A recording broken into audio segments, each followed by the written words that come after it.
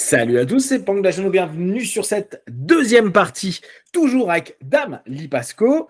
Alors, on a commencé à parler un petit peu de la temporalité et de ces notions de stress qui peuvent intervenir même dans les techniques et ou peut-être accepter que vous allez avoir des résultats ou des retours qui vont vous indiquer, n'oubliez pas, hein, la méthode Silva, c'est prendre de l'information. Donc, s'il ne se passe rien, si ça ne donne pas quelque chose, vous ne stressez pas en amont à se dire il faut absolument que ça fonctionne comme ça. Vous faites, vous voyez le résultat, et en fonction, il y a peu de résultats. J'étais peut-être pas sur le bon désir, peut-être pas sur la bonne croyance, peut-être pas sur la bonne attente ou les bonnes actions. Donc maintenant, je change. Mais peut-être une des idées pour pas vous stresser dans les techniques. Ah, mon verre d'eau n'a pas marché. Oh, mon rêve n'a pas marché. Tranquille, j'ai peut-être pas fait quelque chose. Il faut peut-être attendre 2-3 nuits de plus. Je vais évoluer, je vais avancer. Tranquille. Quoi, vraiment, soyez bienveillant avec vous dans le sens premier du terme. Soyez vraiment, c'est pas pardonnez-vous tout si vous faites n'importe quoi et que vous dites c'est comme ça. Mais là, vous vous dites ok, là j'ai un retour. J'ai une info qui me dit que peut-être il y a un truc qui n'est pas OK. Quoi? Et souvenez-vous, pour ceux qu'on fait le cours avec Lee, mais j'imagine qu'avec les autres copains instructeurs, c'est pareil. Lee, souvent, quand vous venez, ou vous avez dû le voir pendant les workshops, les ateliers, ça n'a pas marché, Lee. Et Lee a dit, OK, dis-moi ce que tu as fait. Et elle commence toujours par cette question-là. Dis-moi ce que tu as fait exactement. Qu'est-ce que tu t'es dit? Est-ce que tu as fait ça? Et ce qui est chou, c'est qu'à chaque fois, je vois Lee qui fait. Elle s'arrête un peu, puis elle fait ah, mais là, est-ce que tu as fait tel ou tel truc? Alors parfois, c'est pour nous un détail, mais Lee, vu qu'elle connaît le truc sur le bout des doigts, elle voit qu'il y a quelque chose qui pour nous semble anodin. Je dis ouais, moi, j'ai pas mis de stylo à côté de mon lit. Voilà. J'allais dormir, j'ai pas mis le papier. Ah bah, reteste avec le stylo à côté du lit. Et la personne le fait, et souvent, ah ouais, il s'est passé quelque chose. En tout cas, ça a évolué. Donc, je trouve que c'est intéressant de se dire, si vous n'avez pas de résultat, pas le retour attendu. Alors, non, c'est différent. Le retour attendu, c'est encore différent. Vous n'avez pas de résultat du tout. C'est pas grave, c'est peut-être quelque chose qui n'est pas encore acquis, qu'il faut se reposer sur les bases. Et pour ça, vous avez les réunions entre vous, vous avez des instructeurs qui donnent plein d'infos. Donc, n'hésitez pas à les contacter pour dire, je sais pas, ou le groupe Facebook. N'hésitez pas, comme ça, vous allez avoir l'info. Mais ça, c'est quelque chose d'assez important à vous dire tranquille. Ne stressez pas s'il n'y a pas un retour. Faites vos techniques. S'il y a des moments, il y a des retours et après qu'il n'y en a pas, il faut s'interroger à l'objectif, le désir, la croyance, la méthode en tant que telle. Et puis, au fur et à mesure, vous allez peaufiner. N'oubliez pas, vous n'avez pas un pouvoir absolu. Vous avez un plus qui vous permet d'amener des opportunités et des possibilités de créer des coïncidences qui vous permettront peut-être plus facilement d'obtenir des résultats.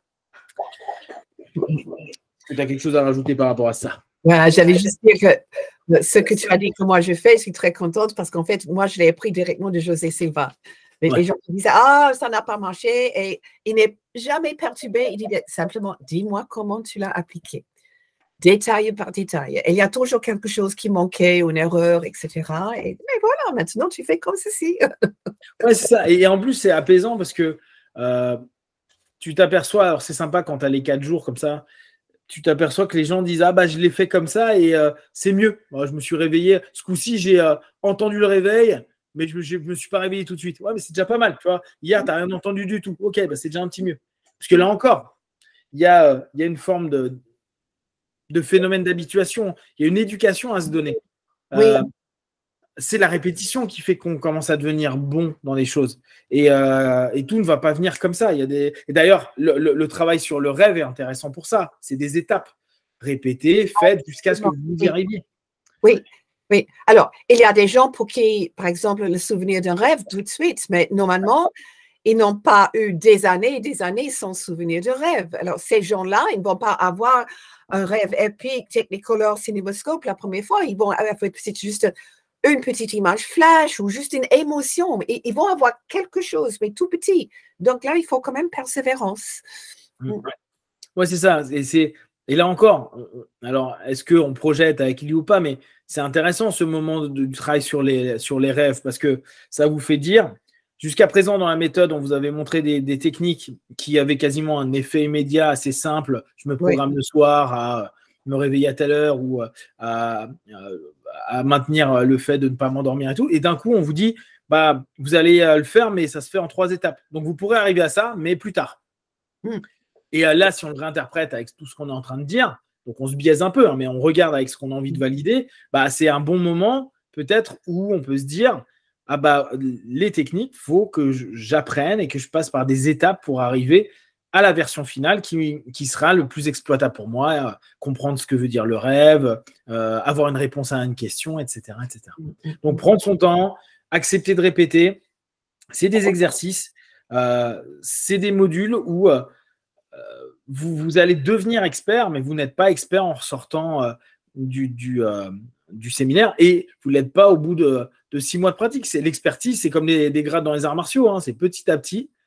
Alors, si bien sûr vous le faites tout le temps, bah, vous êtes meilleur, mais l'expertise prend le temps. Là encore, avant d'arriver à des trucs où tout est spontané et simple, bah, il faut du temps, il faut de la répétition, encore et encore et encore, surtout des choses qui vous plaisent pour pas que ça soit stressant, anxiogène et casse-pied. Ça te semble juste tout ça? Ok. Alors, on prend un petit peu une autre petite réflexion de José. Bon, là, sur dernier, il y a un élément là où on parle beaucoup du Christ. Il dit en gros que ce que le Christ a fait, on peut le faire. Hein. Je vous le fais en super simple. Donc, on ne va pas rester 10 000 heures dessus.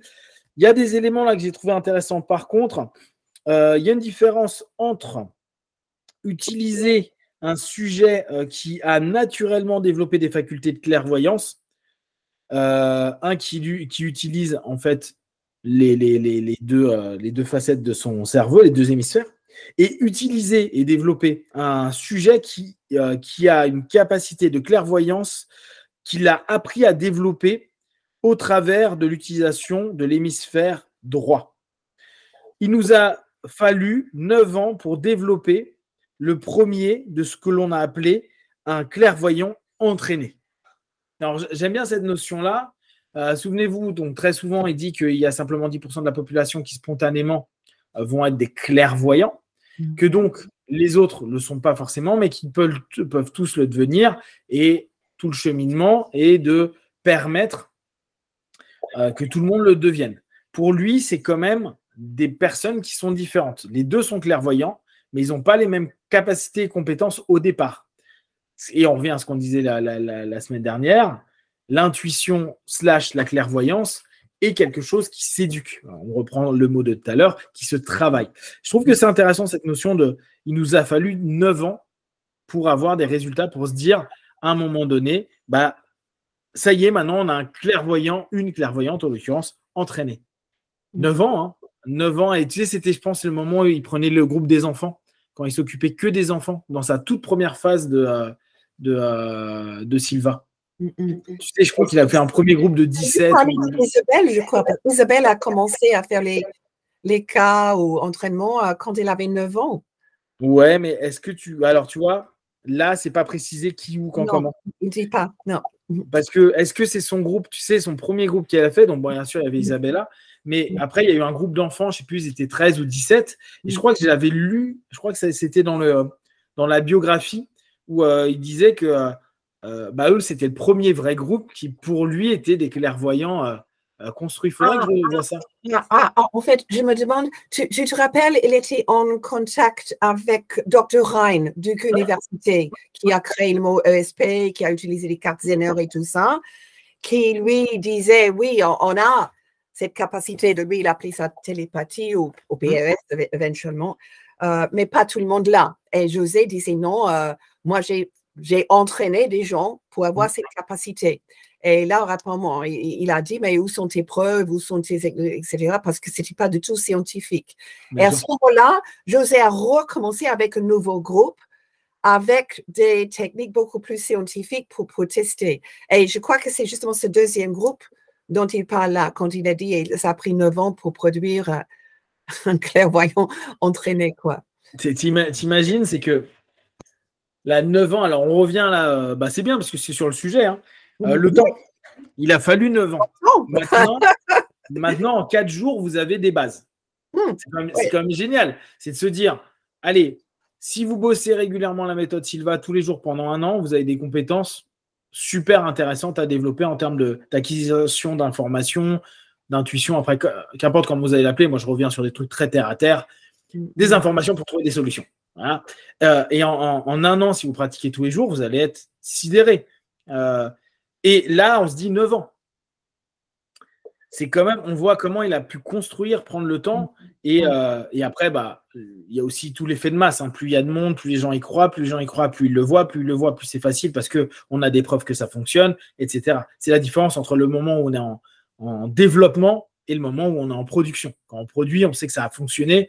Donc, les gens, ils disent, ça fonctionne parce que j'ai vu que des gens, ça fonctionnait. Donc, la croyance, on revient à cet élément essentiel. Il y a le désir d'obtenir quelque chose et il y a la croyance que ça marche parce qu'on a vu plein de personnes qui ont fait des cas et que ça marchait. Donc, de fil en aiguille, ça va beaucoup plus vite dans la notion d'acquisition parce qu'on n'est pas dans le doute. Or, quand on est dans le moment de recherche, on doute. On se dit, est-ce que là, on est en train de biaiser le truc ou est-ce qu'on se raconte des histoires ou est-ce que, ce qui est toujours plus compliqué. Une fois qu'on sait les choses, c'est hyper apaisant. Donc ça, j'ai trouvé que c'était intéressant. Tu vois, considérant les objectifs de la méthode Silva, la méthode Silva se rapproche plus d'un esprit christique, etc. Bon, c'est toute une partie où je vous laisse le lire parce que j'ai pas trop envie de rentrer dans les notions religieuses. Mais j'ai trouvé que c'était intéressant. Dans la méthode Silva, nous considérons que la réelle réalité et la véritable vérité est simplement de pouvoir s'appliquer à résoudre les problèmes de l'humanité. Il revient dessus. Là, vu qu'en plus, il est dans sa partie très christique. Donc, on voit quand même beaucoup dans cet ouvrage-là que la méthode, elle est faite pour un monde meilleur. C'est vraiment pas un truc qui est égocentré, la méthode Silva.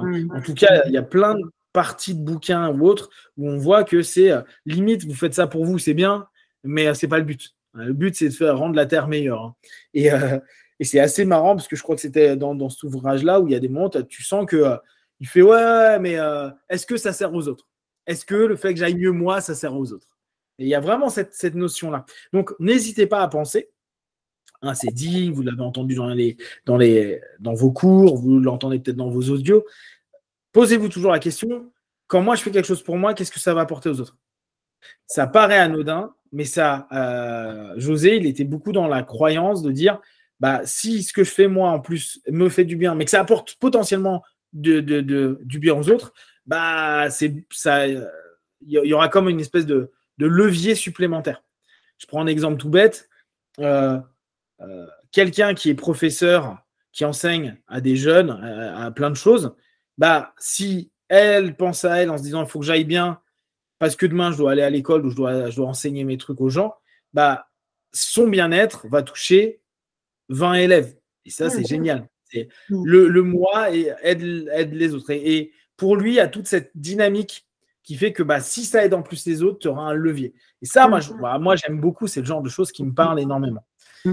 Il y a un exemple très concret dans un des newsletters de Ed qui m'a vraiment frappé parce que Ed justement faisait une interview avec José qui disait mais quand tu programmes, comment est-ce que ça peut aider? Et si j'ai mal au dos, donc je programme que moi je vais aller mieux, comment est-ce que ça aide les autres?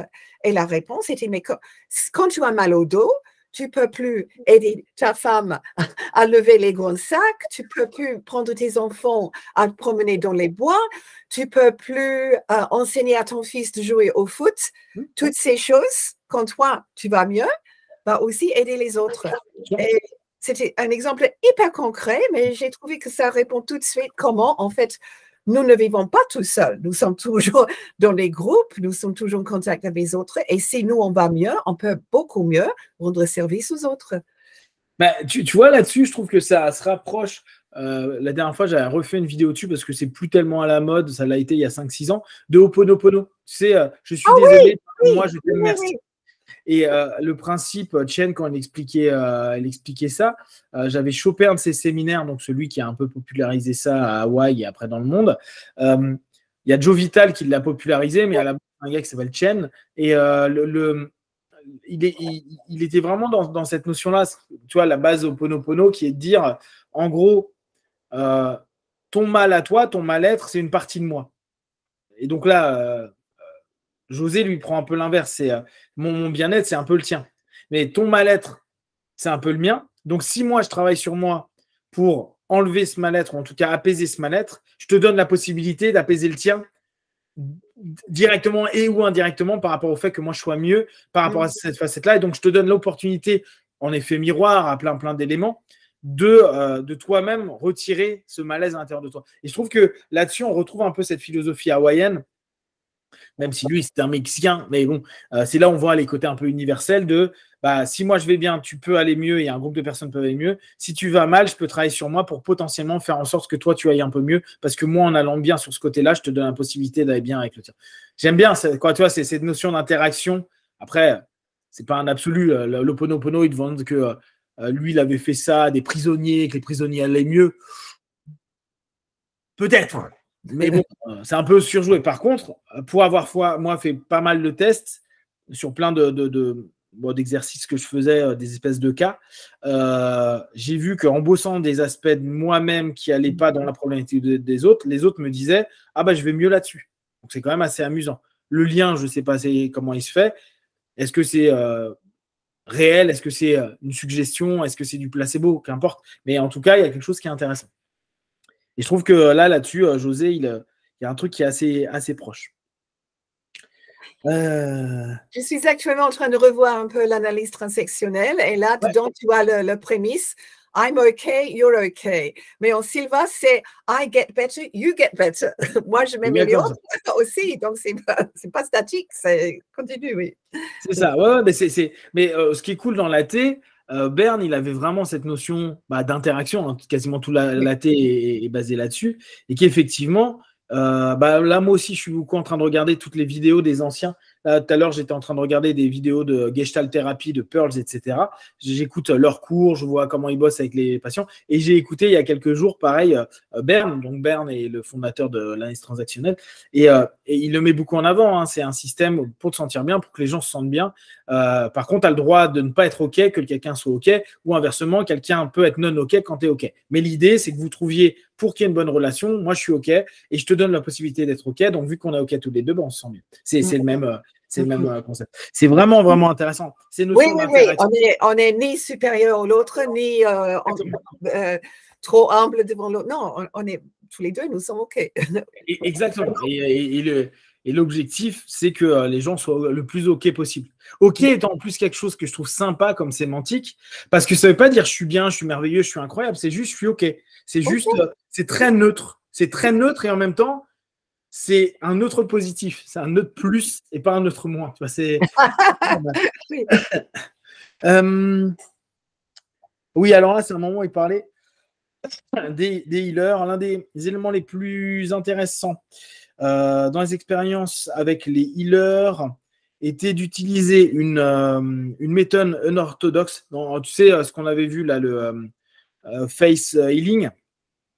Il disait que quand il l'avait montré à des healers, il y en a qui trouvaient ça unorthodoxe, mais que pour autant, sa manière de faire a eu des résultats sur des éléments qui étaient chroniques, difficiles, etc. Lui, il va carrément sur des éléments incurables et autres, mais on va dire, nous, on reste dans notre modèle, comme on vous dit souvent avec Lee, on n'est pas en train de vous dire que la méthode Silva sauve de tout, etc. On parle d'éléments concrets. Et nous, on a vu que oui, effectivement, sur des éléments chroniques, sur des éléments qui parfois ne semblaient pas avoir de solution directe avec la médecine, hein, quand vous êtes suivi par les médecins, la méthode ou des éléments d'accompagnement unorthodoxes peut être un bon moyen d'apporter du bon aux gens et que la méthode est un moyen de le faire. Le face healing est une des méthodes parmi tant d'autres, mais ça peut aider sur des allergies, des migraines, tu vois, il met pas mal de choses. Il met différents éléments, mais surtout, on va dire, nous, on garde l'idée de n'hésitez pas à compléter ce que vous faites parce que ce complément peut aider le traitement que vous êtes en train de prendre aujourd'hui. Globalement, si je résumais ça de façon moins ésotérique et plus factuelle. Alors, the first thing. Alors, la première chose est que, la première chose, c'est que la psycho-orientologie, hein, pour ceux qui ne se souviennent pas trop, la psycho-orientologie est la méthode et la science de l'orientation de la psyché, qu'a développé José, dans lequel il y a la méthode Silva. C'est ça, hein. La science demain, aujourd'hui. La science demain, aujourd'hui. A été fait pour nous, pour aider à apprendre à penser quand le cerveau fonctionne à 10 rythmes par seconde. Donc, il revient régulièrement sur cette notion-là. L'un des objectifs est de retourner en alpha, en alpha, en alpha. Donc, on revient à tout ce qu'on vous disait sur la vidéo précédente. La première chose, c'est être en alpha, méditation dynamique, limiter les phases de stress pour pouvoir entrer sur un ensemble de possibles. La première chose que nous devons... Ouais, ah oui, ça a été très, très, très, très bien. Il fait la première chose qu'on doit prendre en compte, c'est la notion de rester en vie, en bonne santé. Donc, oui, on doit faire en sorte de vivre le plus longtemps possible avec la meilleure santé possible pour faire plus de travail. Et ce travail doit rester d'une haute qualité pour accomplir ce pourquoi nous sommes faits, c'est-à-dire résoudre les problèmes des humains. Donc, j'ai bien aimé cette notion de se dire, il dit la première chose à faire, et on revient sur le début, hein, si vous limitez le stress, si vous gérez mieux le stress et que donc vous développez moins de problématiques psychosomatiques, là on reste sur des notions psychosomatiques, on ne parle même pas de maladie, problème psychoso. Si on en a moins et qu'on a plus d'énergie parce qu'on est moins stressé, on peut mieux travailler son quotidien sur soi et sur les autres, sur nos objectifs de vie, etc. Donc la première chose, c'est développer et maintenir une bonne santé. C'est hyper pertinent. La méditation dynamique doit nous permettre d'avoir une bonne santé. En tout cas, limiter les éléments et les tensions qui nous enlèvent de la bonne santé, si on le prend comme ça. Donc, n'oubliez pas, la méthode cherche à ce que vous soyez en bonne santé. Ce n'est pas que avoir des infos et solutionner tout. C'est avant tout trouver la solution pour être juste en bonne santé. Et ce n'est pas quelque chose qu'on entend tout le temps, je trouve, dans la méthode. J'ai bien aimé cette facette-là, à dire, c'est une obligation. Alors lui, là, il est dans son côté spirituel. Hein. Mais vu que Dieu nous a donné la vie, il faut respecter la vie qu'il nous a donnée et donc la maintenir en bonne santé. Et ça, on ne l'entend pas beaucoup dans le cours, par exemple. Là, on sent que c'est plus l'aspect spirituel. Mais j'ai trouvé que c'était hyper pertinent de dire aux gens, les gars, avant de chercher à capter ton rêve et à comprendre ce que ça veut dire ou à capter les signes de tout le monde, juste apaise-toi, retrouve du calme, diminue ton stress, améliore tes qualités physiologiques pour être en meilleure santé possible. Mais quand tu vois de nouveau la structure de la méthode, quelle est la première chose qu'on apprend? Relaxation. Sûr. Quelles sont les premières techniques? Mieux dormir, me réveiller en bonne humeur, avoir plus d'énergie dans la journée, éliminer les maux de tête. Donc, toutes les premières techniques, c'est meilleure santé. Exactement. Mais c'est important, je pense, de rappeler aux gens, si on fait ça, c'est vraiment pour chercher la bonne santé. En tout cas, pour être le mieux possible avec sa santé. Ce n'est pas juste au cas où si. Non, dormez bien, soyez détendus, dormez bien et récupérez un maximum pour pouvoir faire des choses, travailler. La deuxième chose importante, on doit résoudre les problèmes qui menacent le process d'évolution de la création qui a pour but d'être la perfection. Voilà, on voit que c'est son côté spirituel. Hein. Mais je trouve ça joli. En gros, un Silva qui pense un petit peu au monde se dit, et n'oubliez pas, hein, la méthode Silva a pour but de trouver des informations pour trouver des solutions. Donc, pour lui, il y a des éléments qui empêchent le process d'évolution de l'humain, de l'humanité, de la planète, etc. Donc, c'est des menaces. Et notre travail à nous, c'est de trouver une solution pour faire que ces menaces à l'évolution soient réglées. C'est joli comme concept. Donc, c'est lutter contre les menaces contre l'évolution de la beauté de la planète qui va jusqu'à la perfection. Je trouve ça chouette.